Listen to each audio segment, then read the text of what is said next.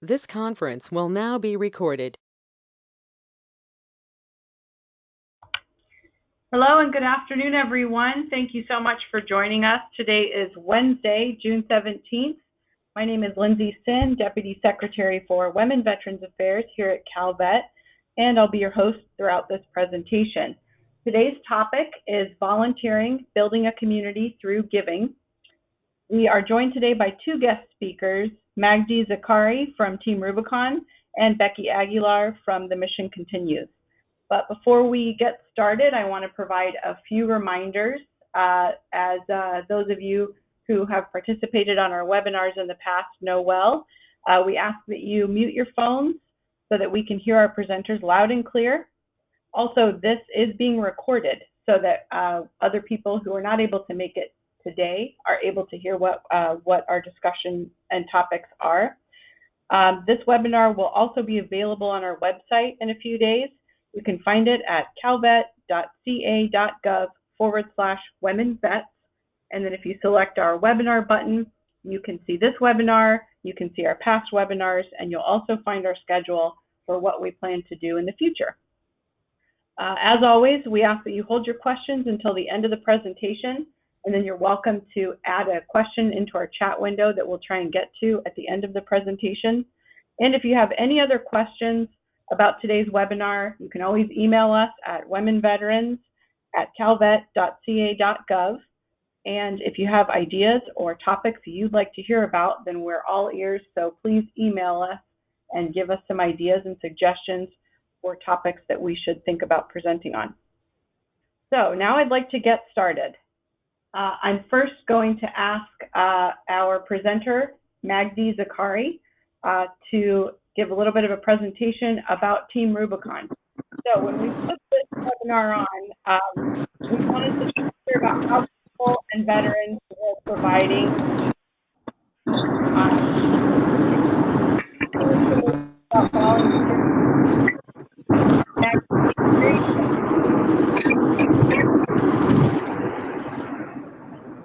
Is there any way? Yeah, can you mute a little bit or? Yeah, you cut out a little bit there. I'm sorry, I'm on my cell phone in the car. I apologize if the reception's bad. Did you ask me a question? I'm sorry. No, we just want you to cut down on the feedback so that we can make sure to hear you well. Oh, okay. Let me try to lower the volume on the speaker a little. Is that a little bit better? Yeah, that's a little bit better. Okay. So today we wanted to talk about, with Team Rubicon and the Mission Continues, how veterans are finding new ways to volunteer in this day and age, but also during the pandemic. Yeah, absolutely. Brief little background on Team Rubicon. It was founded after the earthquake in Haiti in 2010. It's a 7.8 earthquake. Over 100,000 people were killed, seriously injured, and many, many more hundreds of thousands were left homeless and devastated. It was started by two Marine veterans, Jake Wood and William McNulty. And fast forward 10 years later, Team Rubicon is now recognized by the United Nations, by the World Health Organization. We've done over 600 operations internationally and nationally, fires, floods, earthquakes, hurricanes, pre-disaster with mitigation work, post-disaster with recovery, and most recently with what every one of us is going through, Corona, COVID. We've been volunteering and maintaining and helping at various food banks, food distribution centers, drive-through testing facilities. We have a very large medical component where we've been assisting in over 200 operations nationally, 200 specifically, just in response to Corona. There's about 120,000 members. Roughly 70% of that is veteran-based. The other 20% or so is first responders, firefighters, paramedics, EMTs, law enforcement. And the remaining 8-10% is what we call kick-ass civilians, moms and dads and retirees and housewives, house husbands, whatever the case may be, just trying to kick in and give back. So the reason I'm on the phone, I'm actually bouncing in between meetings. If you've ever overbooked your calendar, you know what it's like. I'm having one of those days, just left a food bank meeting on how we can distribute food to the homeless and the homeless veterans in the Sacramento area. And I'm running to another meeting where we're trying to figure out with a separate nonprofit I'm actually the founder, the president of. We're trying to house homeless veterans. So I'm bouncing in between meetings. I'm in the car. I apologize, but I used to be the state administrator in California for Team Rubicon, so all the knowledge is still in my head, and I'll be happy to help or share the TR love, the Team Rubicon love. So. Okay, thanks so much. We understand that the weary never sleep, and of course, you're very busy right now, running from one meeting to the other. So tell us a little bit about, because we've got some slides up that you guys were gracious enough to provide. Tell us a little bit about Sure. how you operate. Well, Team Rubicon follows the FEMA model to a large extent and the ICS Incident Command System model for disaster response and mitigation operations. We break down the United States into different territories or different geographical regions. Here in California, we're the Southwest Territory, or Region 9. That encompasses California, Arizona, Nevada, Hawaii, Guam, and a few other islands out in the Pacific, the Marianas and such. And again, we just follow the FEMA model, incident command system. We have an IC, an incident commander. We try to be self-sufficient, self-sustaining for whatever disaster, whether it's COVID or a fire or what have you, because the community is already obviously impacted. And we go in there with the skill set and the expertise to help with resource allocation, resource management, logistical support, things of that nature. And again, in 10 years and over 600 operations, we're pretty good at what we do. So how can people get involved in Team Rubicon and begin volunteering, especially during COVID-19? As you mentioned, you guys are out talking to food banks right now, thinking about how you can get food and meals to, I assume, vulnerable veterans as well as other vulnerable populations. Yes, ma'am, absolutely. Thank you for the time and the question. So far, just at the Sacramento distribution site alone, we've prepped and or distributed 6 million meals in the last 3 months or so. So we are definitely very much boots on the ground. This veteran segment is more specific in the last couple of months. But to become a member of Team Rubicon, it's absolutely free. There's no sign-up fee. There's no dues to pay. The website is teamrubiconusa.org. It's a basic background check, and if you want to volunteer 1 day a week or 6 months out of the year, we're a volunteer organization. Please go to the website, sign up, volunteer, help out. If you need food distribution yourself or a veteran home you know of or a church group or what have you, there's a form through the website you can fill out to request services. And again, everything is free. All our training is free. All our socials, there's no charge. You just show up, you help out, and Team Rubicon covers the cost for anything. Like right now, one time I drove from Sacramento all the way to Redding. They reimbursed my mileage. I flew to the hurricane in Puerto Rico. They bought my plane ticket. They fund and pay for everything. They just want your muscles to help out with the work and your servant's heart, your good nature to chip in and help out. And again, it's teamrubiconusa.org. Excellent. So it's grown into quite a large organization over the last decade. I think the last time I checked in with anybody from Team Rubicon was probably in its earlier stages, 2 to 3 years into its existence.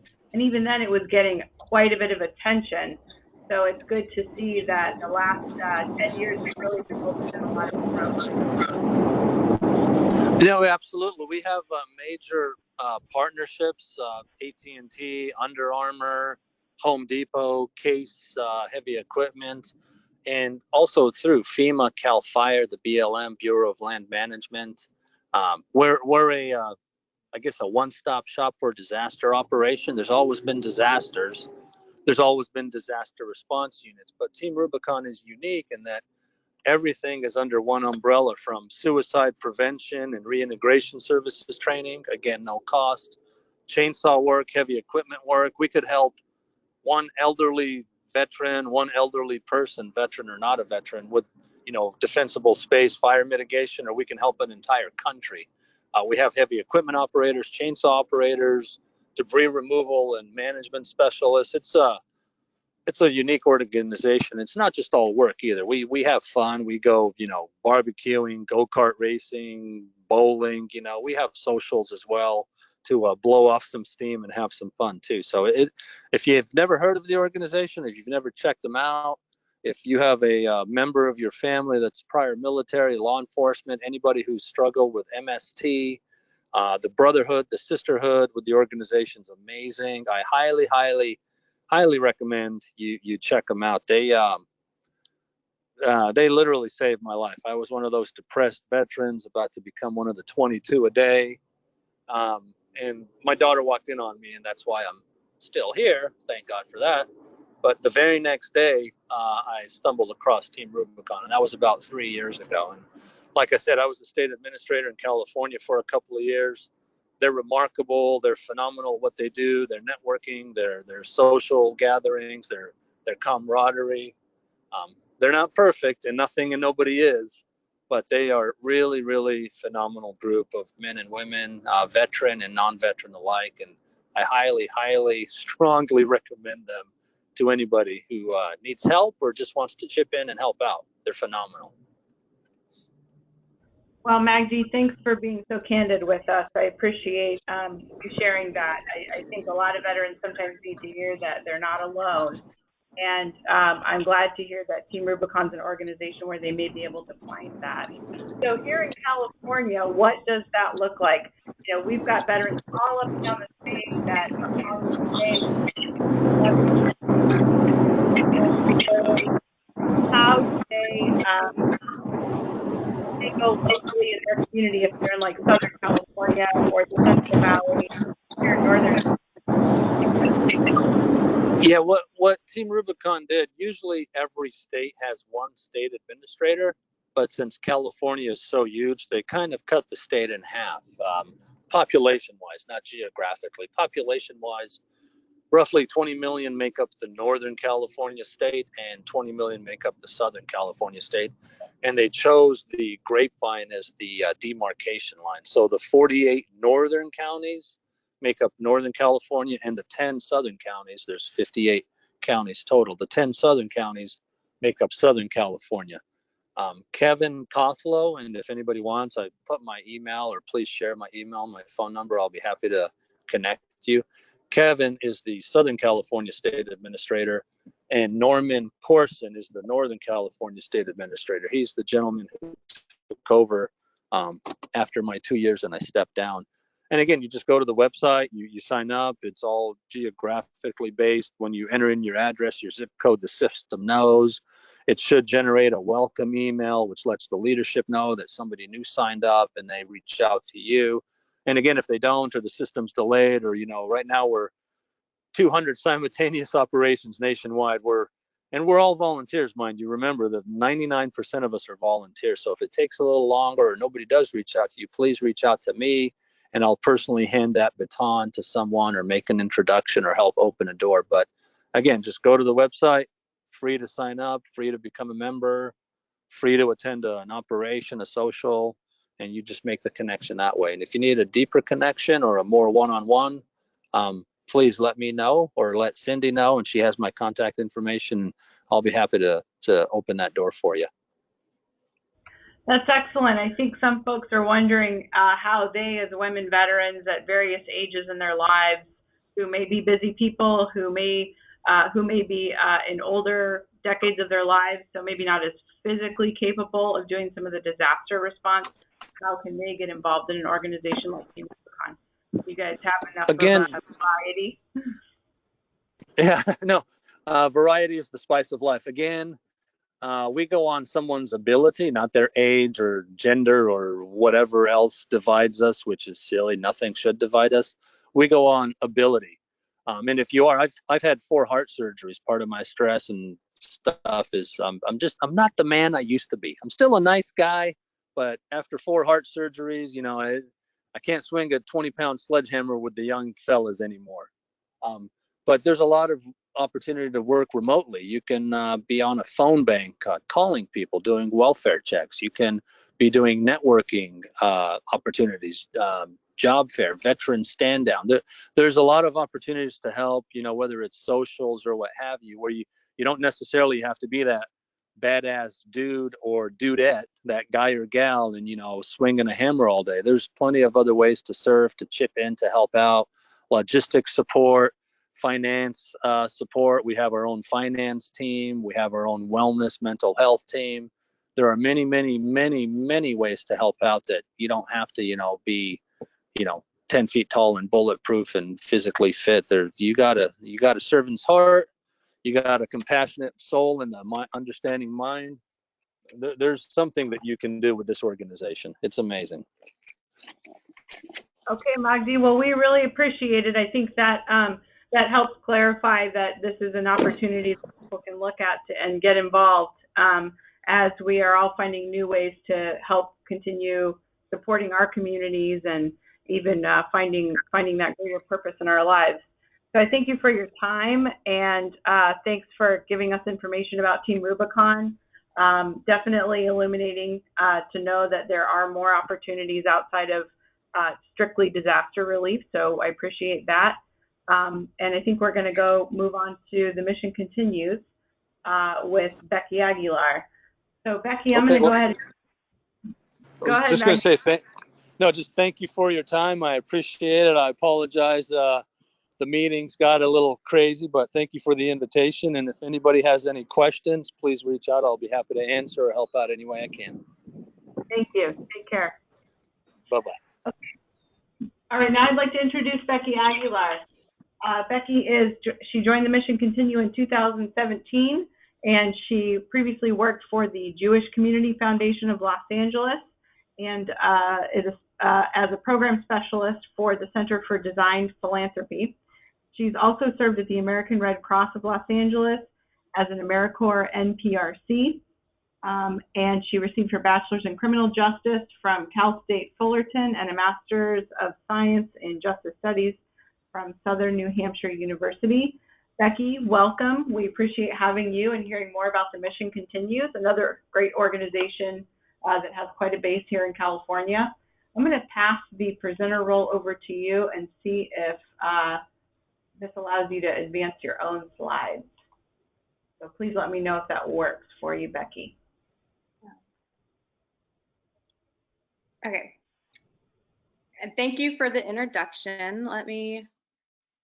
It's making me open my settings on my computer, so it might just be easier if you continue to present. No problem. All right. Yeah. Okay. So thank you for the introduction. Very excited to be here and share the Mission Continues with everyone here, and just talk about what we do. So I started as staff at the Mission Continues in 2017, but I actually became a volunteer with the Mission Continues in 2013. My story and how I found Mission Continues is actually through my brother's service. He is an Army veteran, and he transitioned out of the Army in 2007, and back then there were very few veteran survey nonprofit organizations out there. It's not like today where there's so many opportunities to get involved in so many different ways. In 2007 was actually the birth of the Mission Continues as well. But my brother, he served in a support role. He was a mechanic in the Army, so he didn't come back as a wounded warrior per se. Mental health wasn't as heavily focused as physical injuries. So my brother really didn't fit into any category of support service when he got out. And when Mission Continues was first brought onto the scene, it was through our what we called the fellowship program, and it was for wounded combat veterans. So again, no space for my brother to kind of transition, and his transition did take some time. He went back overseas as a civilian contractor and spent several more years away from family and loved ones. And finally, when he was working in Qatar, he started to go back to school and started to make connections again. And when he moved back stateside, that's where he found actually Team Red, White, and Blue, where he was able to find community and connect. And my first connection to Mission Continues was also through Team Red, White, and Blue. And in 2013, I went to a service project in the community. And from that moment on, I was hooked, and I made it my mission to become a part of the Mission Continues and help move our mission forward. So this is our mission statement. We recognize that veterans possess the desire and drive to serve, and so we want to connect veterans with other like-minded veterans and under-resourced communities. So I'll be going over, kind of how we do that and what that means to the remainder of the presentation. You can go to the next slide. So our programs deploy veteran volunteers alongside nonprofit partners and community leaders. We support areas such as improving educational resources, increasing access to green space through our partnership with the National Parks Conservation Association, and helping in the area of food insecurity. That's been a part of our mission for several years, but in light of COVID and everything that our country has gone through in the past several months, that is actually our new nationwide focus. Is we are going to have all of our service platoons nationwide focusing on food insecurity. However, it has been a mission for several platoons over the years. Our vision is that for all veterans with a desire to serve, to continue serving, that they're able to be a part of this movement to transform communities. Next slide. So this is kind of the statistics of our footprint. Right now, we are in 56 cities across the nation, and a little bit later, there'll be a map that pops up. We have a large number of civilian and veteran volunteers, countless number of volunteer hours that have impacted our community. We have a goal of training 1,000 or more veteran leaders to be community leaders and continue their service through their work with the Mission Continues. Next slide. So this is the makeup of the veterans that are part of our programs. And I do want to call out our percentage of female program participants. And I'll talk about this again a little bit later when I talk about our women's program that I saw somebody is a part of, so very exciting. But, the military, when you look at the makeup of the military, women in the military are between 9% and 20%, depending on what branch you look at. 9% in the Marine Corps, as high as 20% in the Air Force. But our programs have consistently been, a high percentage of females, 44% last time we did the survey of our program participants are female. So we are very proud of that statistic. And because of that, we actually launched a program specifically for female veterans, just seeing how drawn they were to our mission and our cause and wanting to give them a special way to serve and be empowered. The veteran population right now is 10% female. So again, a large number of female veterans are coming to the Mission Continues to continue their service. We also serve veterans from any generation, and we have people from a wide range of ages. You have the 18-year-old boot to the 66-year-old, experienced person who can provide, knowledge and life experience to those who might be younger and, less experienced there. We have people who varying degrees of education, combat, non-combat, all the branches, several eras, and very diverse group of people. It's always wonderful when we have our, when we were able to do large group nationwide programming just to see the diversity that comes from all across the nation. I'm based out of Los Angeles, so our demographic makeup looks very different than when you have an event that brings everyone from across the nation, all different backgrounds and all different places, including Puerto Rico. So we pride ourselves on being that diverse and safe space for all veterans of any generation. All right, next slide. So this is the map I was talking about. I know the cities didn't transfer over very well, but you can see that we're in several cities in lots of states across the nation, and we actually have redesigned our program where it will be easier to expand into other states or other cities. So if right now you live in an area where you don't have a service platoon, I will talk to you about ways that you can bring this model and this effort to where you live.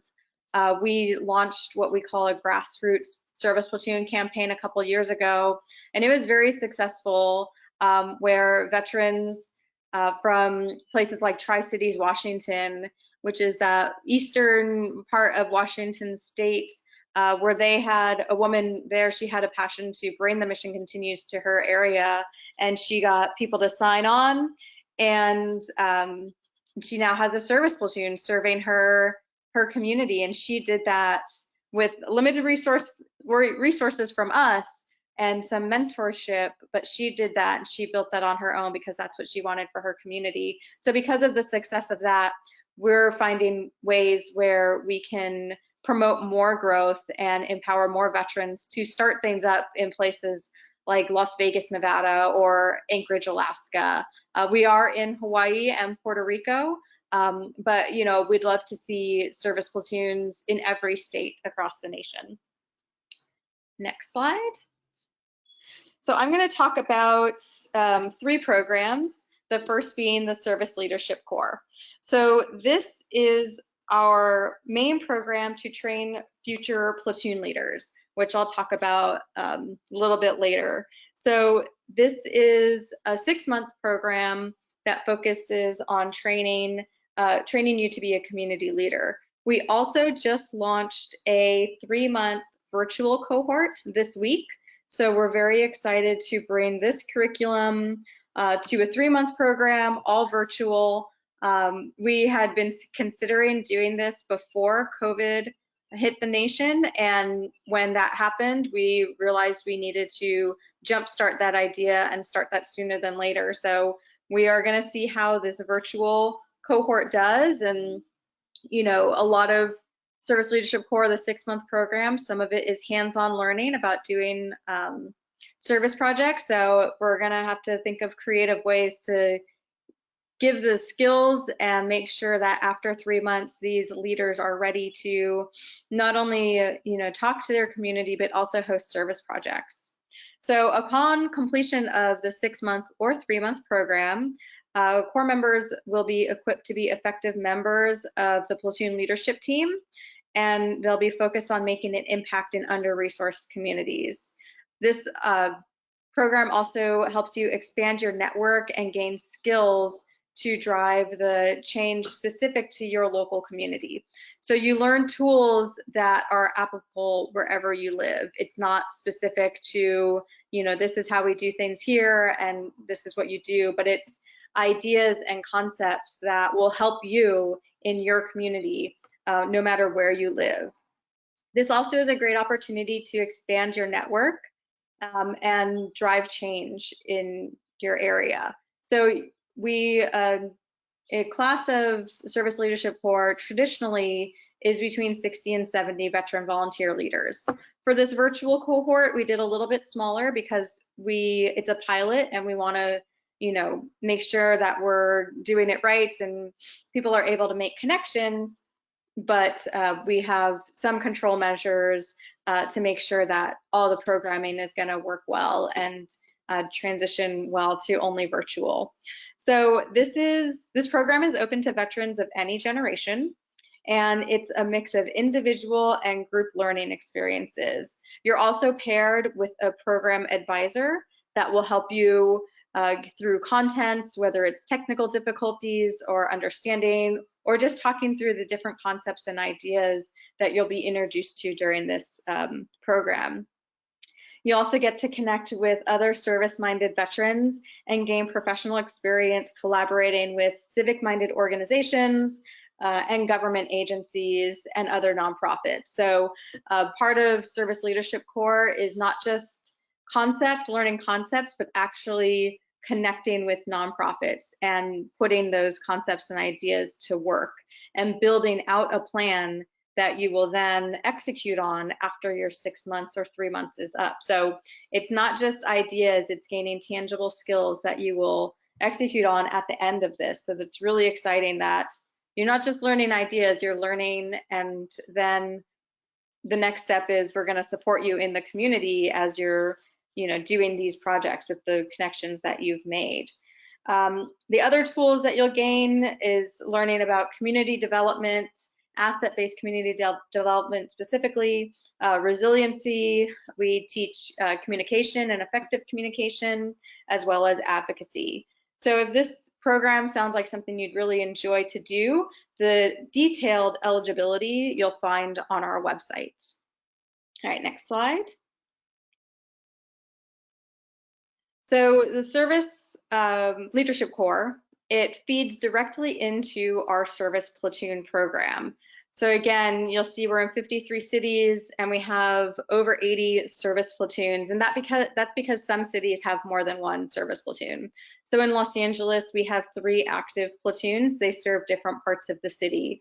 In Sacramento, there's 1 platoon and they serve one area of the city. So that's why there's a discrepancy between the two. But we're always looking to expand into the cities and at least have one operation functioning there. So anybody can come out and volunteer. If you are interested in volunteering, but maybe not in a leadership role because of time or capacity, you can come out to a service project. They generally happen on Saturdays, and you can be a part of that day of service and then show up as much or as little as you want. Service projects have looked a little bit different in this new age, and although some states are beginning to open up again, California, we haven't done an in-person event just yet. During COVID, we actually got creative, and again, under the umbrella of food insecurity, back in March and April, we had people start seedlings. And so now we have plants like tomatoes and different herbs and zucchini and squash that are ready to be donated to either community farms that we know of, school gardens, or individuals who are part of the nonprofits that we serve alongside of. So Children's Institute serves communities all throughout Los Angeles, and so we're going to donate some of our plants to them as well. So that's kind of what it's looked like during COVID, but there are other platoons that have tackled food insecurity by, again, picking produce off farms. In Houston, we are partnered with Hope Farms, and we actually helped build that farm, and now we're helping them maintain it and harvest the food that's going back out into the community. Orlando is same thing, that they've been picking pounds and pounds of fruits and vegetables that's going back out into the community.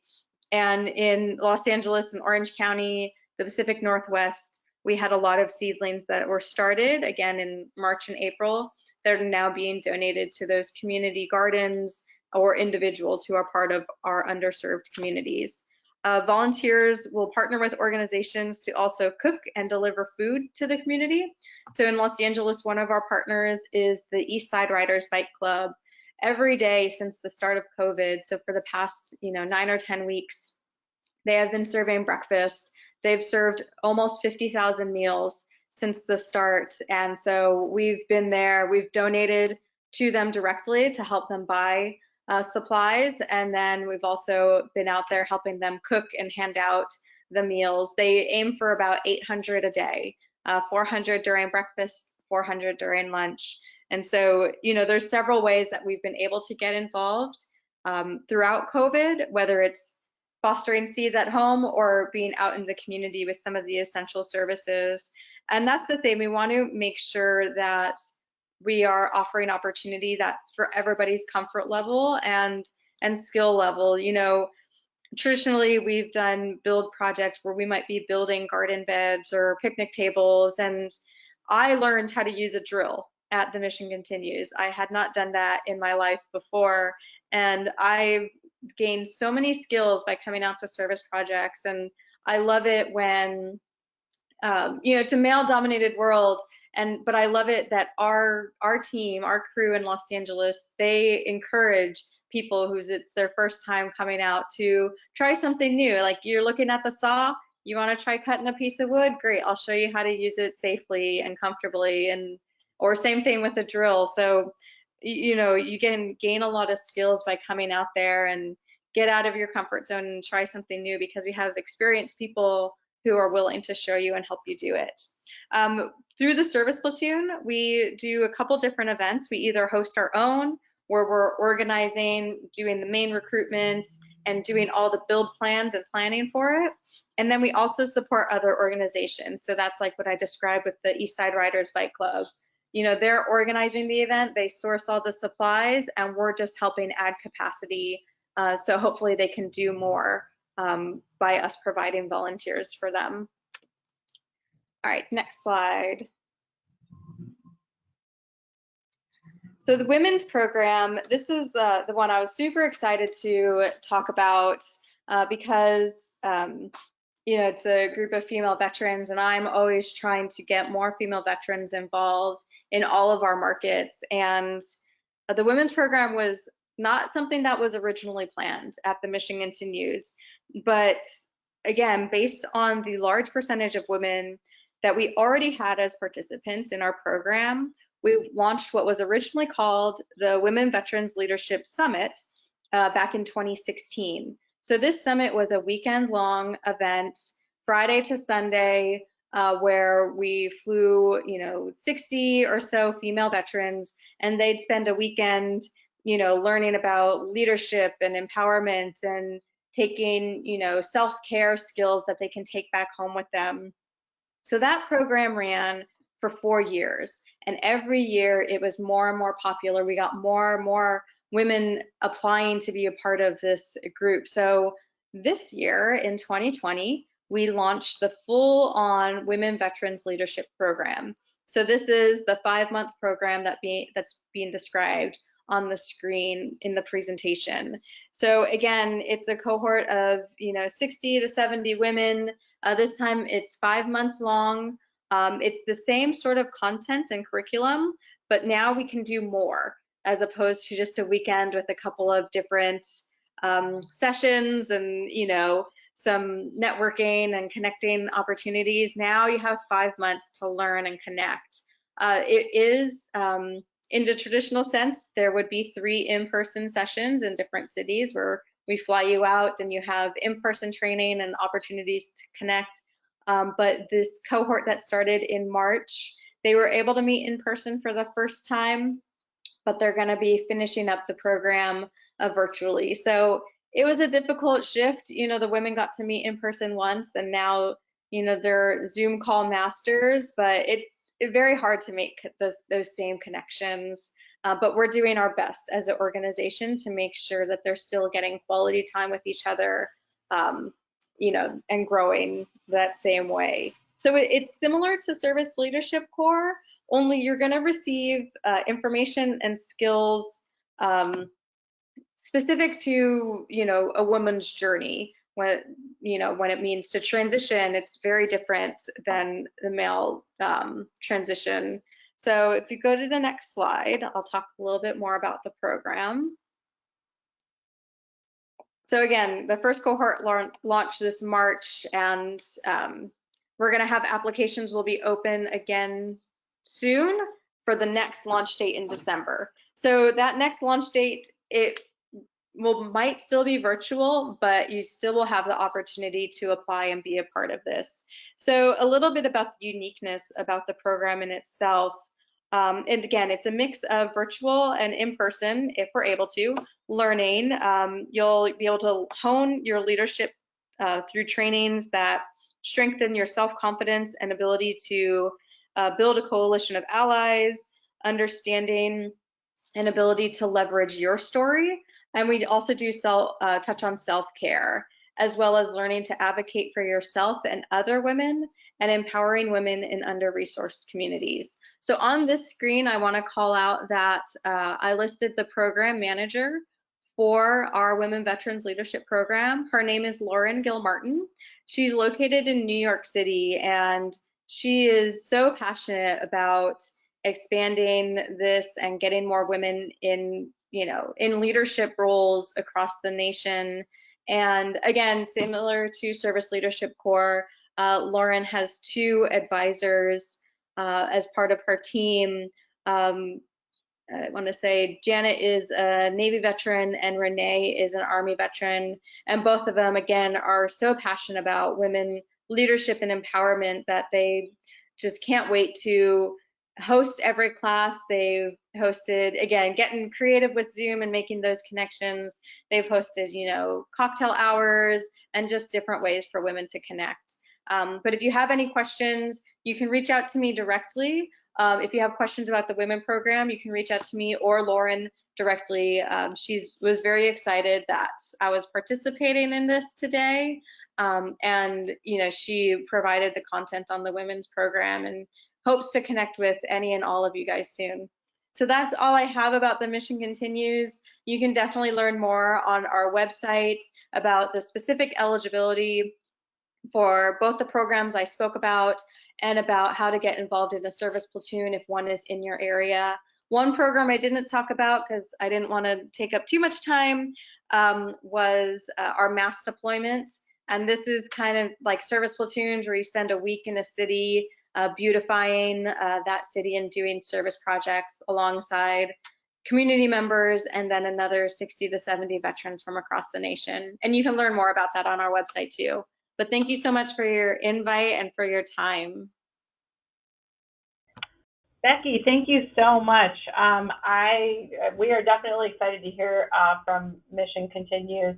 I've heard a lot of great feedback, including happening right now in our chat window about how great the Women Veterans Leadership Program is, and that it's been in operation for a number of years now. And I think several women here in California, a number of them, have gone through the program already. So we're very excited about that. A couple questions. So we're getting some questions in our chat window. Do you have anything for the Mission Continues outside of the U.S., overseas? Not yet. We are only in the United States and then Puerto Rico. Okay. And since a lot of this is happening virtually, people are getting the opportunity to move everything online right now and still connect virtually, since this is kind of our new reality with the pandemic.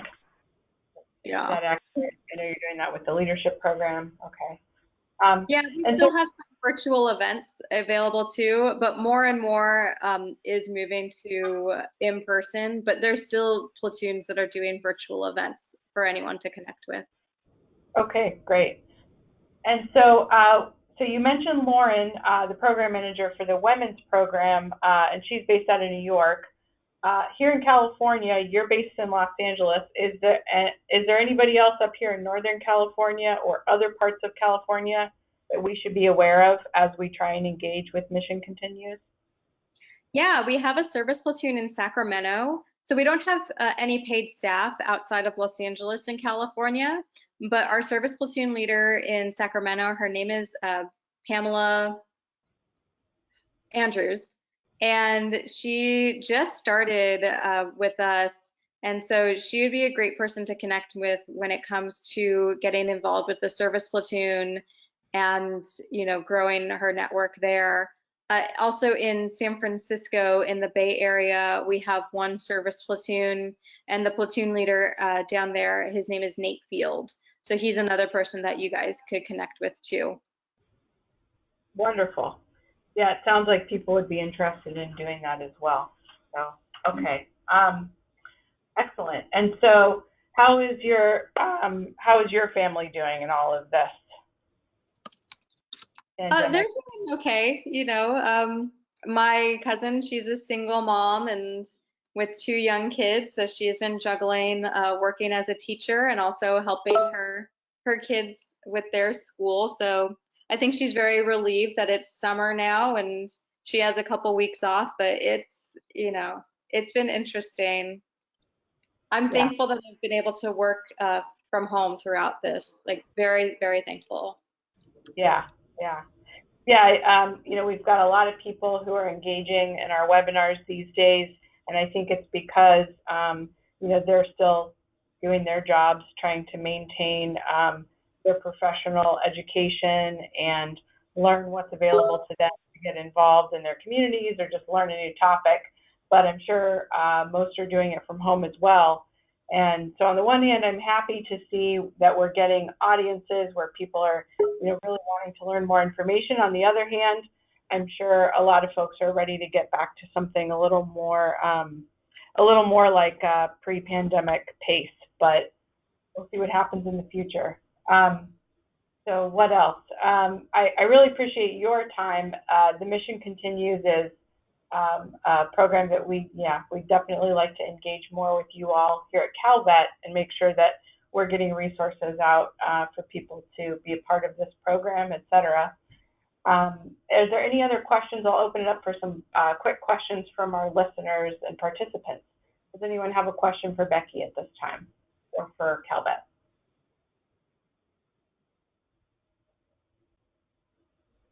All right. Hello, And then, I have. oh, go ahead. Can you hear me? Yes. Thank you for hosting this event. And I have a quick question for the Mission Continues. Is there a restriction on children if they were to come out to the volunteer events? Or are children per se allowed? Particularly, I liked the event where if they were growing the food for the schools, for the elementary schools, and if our children can participate in their local schools, I think that's something that's worth looking at, perhaps. Hold on one second. I'm trying to unmute Becky right now so she can answer your question. It's a great question. Thank you. I appreciate that. Thank you. Okay. Becky, are you with us? Okay. Hold on one second. I can unmute you here. And of course, we're learning new technologies as we go. Yes, myself included. Sometimes this software uses people in weird and interesting ways, regardless of my efforts. If we can't answer your question via phone, then we'll do it via chat window. So yes, Becky says that kids are welcome to events. Fantastic question. A lot of us have kids and wonder what we can kind of teach our children about civic engagement, about volunteering, giving of themselves. So with Mission Continues, Becky says, yes, kids are welcome. Fantastic. Thank you, Lindsay. You're welcome. Anybody else have questions before we wrap up our call today? Hopefully you all can unmute yourselves. If not, use our chat window. Okay, so we appreciate everyone's time. Thanks again for joining us. Thanks to Becky, thanks to Magdi. We appreciated the information. Join us next week. We're going to do another webinar Wednesday, June 24th at 1 p.m. We are going to talk to Woven, the Women Veterans Network. This is a nationwide network connecting women veterans all throughout the U.S. We're going to talk to them a little bit as our second part, our two-part series for social networking and support for women veterans. So find our recording on our website, calvet.ca.gov/womenvets. If you have questions or suggestions for other topics, our email is womenveterans@calvet.ca.gov. Thank you so much, folks, and we look forward to participating in another webinar with you soon.